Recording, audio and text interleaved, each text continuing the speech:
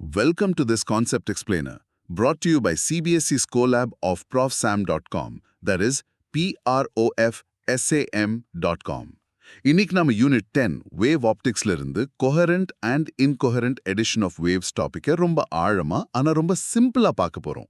இந்த கான்செப்டோட லாஜிக் புரிஞ்சிருச்சுன்னா எக்ஸாம்ல எப்பவுமே மறக்காது. உங்ககிட்ட ஒரு சிம்பிள் கேள்வி. ஒரு ரூம்ல ஒரு 100 வாட் பல்ப் ஆன் பண்ணிருக்கீங்க. இப்போ அதே மாதிரி இன்னொரு 100 வாட் பல்ப் ஆன் பண்ணா ரூமோட பிரைட்னஸ் எக்ஸாக்ட்லி டபுள் ஆகுமா? என்ன தோணுது? அதுல என்ன சந்தேகம்? ரெண்டு பல்பு எரியுது, அப்போ கண்டிப்பா பிரைட்னஸ் டபுள் ஆகி தான் ஆகணும். I0 + I0 2I0 கரெக்ட் தானே? நீங்க சொல்றது நம்ம டெய்லி லைஃப்ல நடக்கிறது தான். ஆனா பிசிக்ஸ்ல அது ஒரே ஒரு பாசிபிலிட்டி தான். என்னால அது ரெண்டு லைட் சோர்ஸை யூஸ் பண்ணி ரூம்ல சில இடத்துல பிரைட்னஸ் 4 மடங்கு, அதாவது 4 டைம்ஸ் ஆக்கவும் முடியும். இன்னும் சில இடத்துல கம்ப்ளீட்டா இருட்டு 0 பிரைட்னஸ் கொண்டு வரவும் முடியும். ஒரு நிமிஷம், ஹோல்ட் ஆன். ரெண்டு லைட்டை ஒன்னா சேர்த்தா எப்படி கம்ப்ளீட் டார்க்னஸ் உருவாக்க முடியும்? அது எனர்ஜி கன்சர்வேஷன் லாக்கு எகெயின்ஸ்டா இல்லையா? லைட் எனர்ஜியை எப்படி ஒன்னும் இல்லாம டிஸ்ட்ராய் பண்ண முடியும்? எக்ஸலன்ட் கேள்வி. நீங்க கரெக்ட் பாயிண்ட புடிச்சிட்டீங்க. எனர்ஜி டிஸ்ட்ராய் ஆகாது. அப்போ அந்த எனர்ஜி என்ன ஆகுது? இதுக்கு பதில் தான் கோஹரண்ட் அண்ட் இன்கோஹரண்ட் அடிஷன்ல இருக்கு. சிம்பிளா சொல்லணும்னா, லைட்டை நாம வேவ்ஸா பார்க்கும்போது அந்த வேவ்ஸ் ஒன்னா சேரும்போது இன்சிங்க்ல இருக்கா இல்லையாங்கிறத பொறுத்து தான் இந்த மேஜிக் எல்லாம் நடக்கும். ஒரு மார்ச்சிங் பேண்டை இமேஜின் பண்ணிக்கோங்க. ஆர்கெஸ்ட்ரால இருக்கிற ஒரு 20 ட்ரம்மர்ஸும் பெர்ஃபெக்ட்லி இன்சிங்க்ல ஒரே டைம்ல ஒரே ரிதம்ல ட்ரம் பண்ணா என்ன ஆகும்? சவுண்ட் ரொம்ப பவர்ஃபுல்லா கிளியரா கேக்கும். ஆமா, எல்லா சவுண்ட் வேவ்ஸும் ஒன்னா சேர்ந்து ஒன்ன பில்ட் பண்ணும். இதுதான் கோஹரண்ட் அடிஷன். ஓகே, சோ இன்சிங்க்ல இருந்தா அது கோஹரண்ட். அந்த வேவ்ஸ் ஒண்ணுக்கொன்னு ஹெல்ப் பண்ணிக்குது. புரியுது? எக்ஸாக்ட்லி. இப்போ அதே 20 ட்ரம்மர்ஸும் கண்ணா பின்னான்னு யார் எப்போ வேணுமோ அப்போ சம்பந்தமே இல்லாம ட்ரம் பண்றாங்கன்னு வச்சுக்கோங்க. அங்க என்ன கேக்கும்? ஒரு லவுட் பவர்ஃபுல் சவுண்டா கேக்கும். இல்ல, ஒரே இரைச்சலா ஒரு மாதிரி மந்தமான சத்தமா தான் இருக்கும். கரெக்ட். ஒரு கேயாட்டிக் மடில்டு நாய்ஸ் தான் வரும். ஒரு வேவோட பீக் இன்னொரு வேவோட வேல்யூல கேன்சல் ஆகும். ஒரு பேட்டர்னே இருக்காது. இதுதான் இன்கோஹரண்ட் அடிஷன். அப்போ கொஹரண்ட்னா வேவ்ஸ் ரொம்ப டிசிப்ளின்டா ஒரு கான்ஸ்டன்ட் ரிலேஷன்ஷிப்போட டிராவல் பண்ணுது. இன்கோஹரண்ட்னா வேவ்ஸ் கேயாட்டிக்கா ஒண்ணுக்கொன்னு சம்பந்தம் இல்லாம டிராவல் பண்ணுது. பிசிக்ஸ் டர்ம்ஸ்ல சொல்லணும்னா கொஹரண்ட்டுக்கு கான்ஸ்டன்ட் ஃபேஸ் டிஃபரன்ஸ் இருக்கும், இன்கோஹரண்ட்டுக்கு ரேண்டம் ஃபேஸ் டிஃபரன்ஸ் இருக்கும். அப்படித்தானே? பர்ஃபெக்ட்டா சொன்னீங்க. நீங்க அந்த வார்த்தையை யூஸ் பண்ணிட்டீங்க, ஃபேஸ் டிஃபரன்ஸ். அதுதான் இங்க ஹீரோவே. கான்ஸ்டன்ட் ஃபேஸ் டிஃபரன்ஸ் இருந்தா ஒரு ஸ்டேபிள் பேட்டர்ன் கிரியேட் ஆகும். ரேண்டம் ஃபேஸ் டிஃபரன்ஸ் இருந்தா எல்லாம் ஆவரேஜ் ஆகி ஒரு யூனிஃபார்ம் பிரைட்னஸ் தான் தெரியும். இப்போ நம்ம டெக்ஸ்ட் புக் இதை எப்படி சொல்லுதுன்னு பார்ப்போம். ப்ளீஸ் அந்த கொஹிரண்ட் சோர்சஸ் டெஃபினிஷனை NCERT புக்ல இருந்து படிங்க. Sure. At a particular point, the phase difference between the displacements produced by each of the waves does not change with time. When this happens, the two sources are said to be coherent. Thank you. அந்த phase difference does not change with டைம்னா key phrase. இப்போ இதோட சின்ன மேத்ஸை பார்ப்போம். பயந்துராதீங்க, ரொம்ப simple தான். ஒரு வேவோட டிஸ்பிளேஸ்மெண்ட்டை y1 = a cos ωt எடுத்துக்கலாம். இங்க a தான் ஆம்ப்ளிடியூட். இன்னொரு wave y2 = a cos ωt + phi. இங்க phi தான் அந்த ஃபேஸ் டிஃபரன்ஸ். சரி. சூப்பர் பொசிஷன் பிரின்சிபல் படி ரெண்டு வேவ்ஸும் ஒன்னா சேரும்போது resultant displacement y y1 + y2. இதுக்கு ட்ரிக்னாமெட்ரிக் ஃபார்முலா யூஸ் பண்ணா நமக்கு resultant amplitude a = 2a cos phi/2 கிடைக்கும். ஓ, அப்போ அந்த ஃபைனல் வேவோட ஹைட், அதாவது ஆம்ப்ளிடியூட், அந்த ஃபேஸ் டிஃபரன்ஸ் 5 டிபெண்ட் பண்ணி இருக்கு.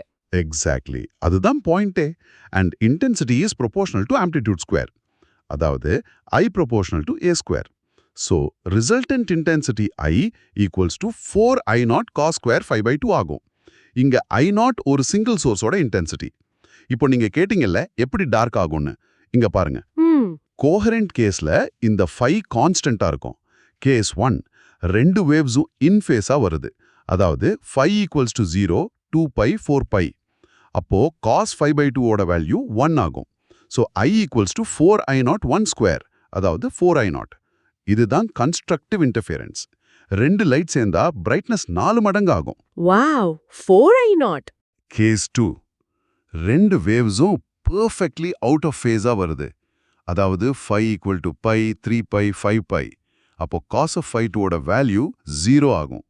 So I = 4I/0 into 0 square, அதாவது 0. இதுதான் டிஸ்ட்ரக்டிவ் இன்டர்ஃபியரன்ஸ், கம்ப்ளீட் டார்க்னஸ். ஆஹா, இப்போ புரியுது. அப்ப நான் கேட்டேனே அந்த எனர்ஜி கன்சர்வேஷனை பத்தி. அந்த எனர்ஜி டிஸ்ட்ராய் ஆகலையா? கரெக்ட்.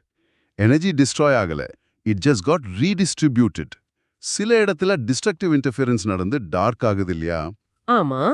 அங்க இருந்த எனர்ஜி எல்லாம் கன்ஸ்ட்ரக்டிவ் இன்டர்ஃபியரன்ஸ் நடக்கிற பிரைட் ஸ்பாட்ஸ்க்கு டிரான்ஸ்ஃபர் ஆகிடுது.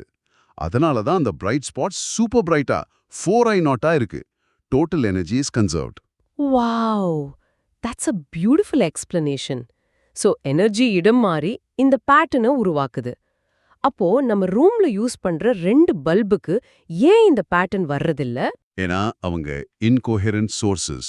அந்த 2 பல்ப்ல இருந்து வர்ற வேவ்ஸ்க்கு நடுவுல இருக்கிற ஃபேஸ் டிஃபரன்ஸ் phi நேரத்துக்கு நேரம் மைக்ரோ செகண்ட்ல கோடிக்கணக்கில் மாறிட்டே இருக்கும். அப்போ நம்ம cos ஸ்கொயர் ஆஃப் 5/2 டேர்மோட ஆவரேஜ் வேல்யூ எடுத்தா அது அரை ஆகும். So average intensity I is equal to 4I0 பெருக்கல் அரை, அதாவது 2I0. சிம்பிளா சொல்லனா அந்த இன்டர்ஃபியரன்ஸ் எஃபெக்ட்ஸ் எல்லாம் ஒன்னோட ஒன்னு கேன்சல் ஆகி just I is equal to I1 plus I2 ஆயிடும். நம்ம கண்ணுக்கு ஒரு யூனிஃபார்ம் பிரைட்னஸ் தான் தெரியும். ஸோ 2 செப்பரேட் பல்ப் யூஸ் பண்ணும்போது அவங்க இன்கோஹெரண்ட் சோர்சஸ். அதனால தான் இன்டென்சிட்டி ஜஸ்ட் 2I0 ஆகுது. அந்த 4I0 or 0 பேட்டர்ன் வரதில்லை. இப்போ கிறிஸ்டல் கிளியரா புரிஞ்சிச்சு. Hope everything is clear so far. This concept explainer is from profsam.com, that is profsam.com. இந்த கான்செப்ட் அடுத்த டாபிக்கான யங்ஸ் டபுள் ஸ்லிட் எக்ஸ்பெரிமெண்ட்க்கு ஃபவுண்டேஷன் மாதிரி. 2 செப்பரேட் சோர்சஸ் எப்பவுமே இன்கோஹேரண்டா தான் இருக்கும். அப்போ எப்படி கோஹேரண்ட் சோர்சஸை கிரியேட் பண்றது? அதுக்கு தான் தாமஸ் யங் ஒரு பிரில்லியன்ட் ஐடியா யூஸ் பண்ணாரு. அதை நாம அடுத்த டாபிக்ல பார்ப்போம். ஓகே, இந்த கான்செப்ட் லாஜிக்கலா இருந்தாலும் இதுல ஸ்டூடெண்ட்ஸ் எக்ஸாம்ல மார்க் லூஸ் பண்ற மாதிரி சில காமன் ட்ராப்ஸ் இருக்கு. அப்படியா? என்ன அது? மிஸ்கன்செப்ஷன் நம்பர் 1, 2 லைட் சேர்ந்தா எப்பவுமே பிரைட்டரா தான் ஆகணும்.